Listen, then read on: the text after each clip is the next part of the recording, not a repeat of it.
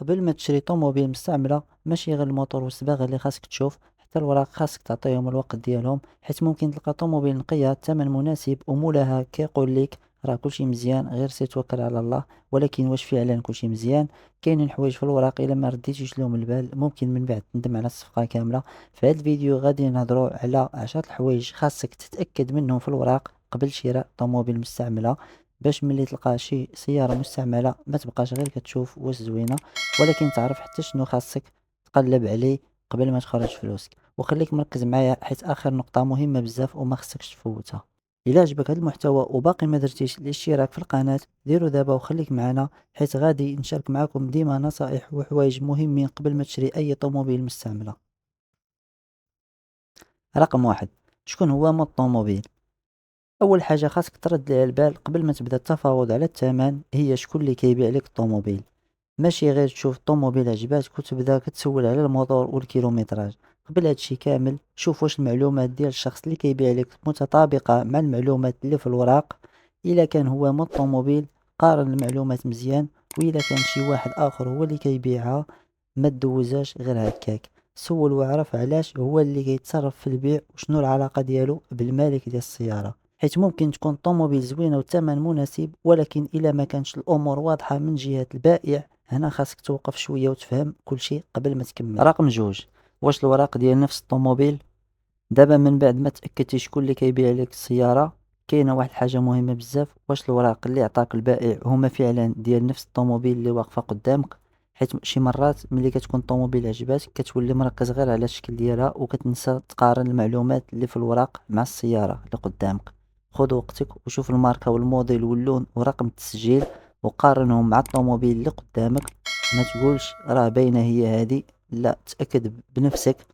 وإلا لقيتي شي معلومة مختلفة حتى إلا كانت صغيرة ما تدوجهاش عليها وتقول يمكن ماشي مهمة. وقف وسول مول الطوموبيل علاش كاين هاد الاختلاف، حيت قبل ما تخرج فلوسك خاصك تكون فاهم كل معلومة في الوراق وعلاش كاينة هكاك. الرقم 3، الرقم الشاسي. دابا وصلنا لواحد الحاجة اللي بزاف ديال الناس كيشوفوها عادية، ولكن هي من أهم الحوايج اللي خاصك ترد ليها البال قبل ما تشري الطوموبيل. الرقم الشاسي، هذا الرقم بحال الهوية ديال الطوموبيل وخاصك ما تكتفيش غير بأنك تشوفه وتقول راه موجود. خاصك تقارنه مزيان مع الرقم اللي مكتوب في الوراق رقم برقم وحرف بحرف. إلا لقيتي كلشي متطابق مزيان، ولكن إلا لقيتي شي رقم ولا حرف مختلف حتى إلا بان ليك اختلاف صغير ما تدوش عليه وتقول يمكن غير غلطة. وقف وسول وخلي شي واحد فاهم في هاد الامور يتاكد لك قبل ما تكمل الصفقه، حيت في شراء سياره مستعمله كاينين حوايج ممكن تتساهل فيهم ولكن هوية الطوموبيل ماشي منهم، خصوصا الرقم الشاسي. رقم 4، رقم التسجيل.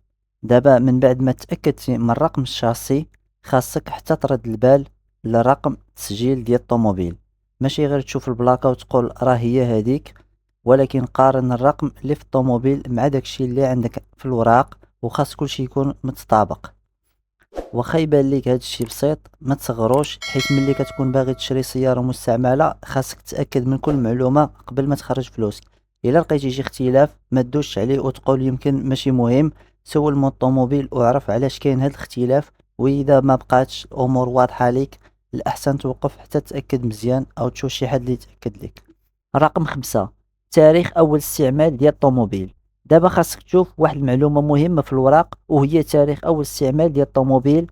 قارن هاد التاريخ مع الموديل والسنة اللي قالها لك مو الطوموبيل. الا قال لك مثلا السيارة موديل جديد ولكن التاريخ اللي في الوراق ما كيتوافقش مع داكشي اللي قال لك البائع، هنا خاصك توقف وتسول.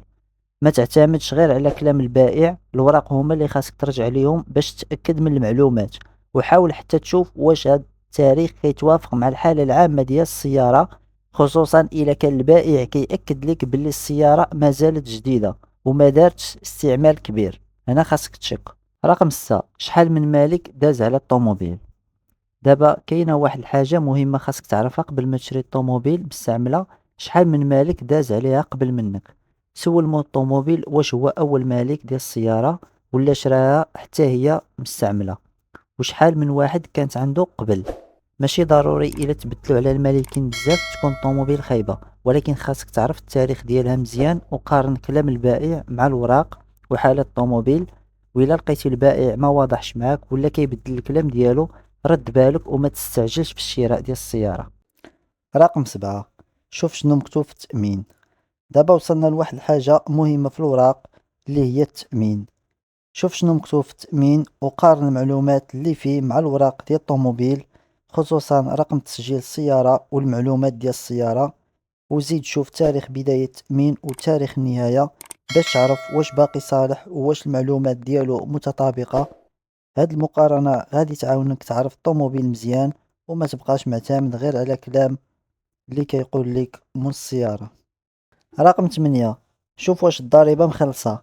دابا واحد الحاجة أخرى خاصك ترد ليها البال هي الضريبة ديال الطوموبيل. سول مولاها واش الضريبة مخلصة، وشوف الوثيقة ديال الأداء والتاريخ ديالها، وقارن رقم التسجيل والمعلومات اللي فيها مع الطوموبيل والوراق باش تكون متأكد بلي كلشي كيتعلق بنفس السيارة.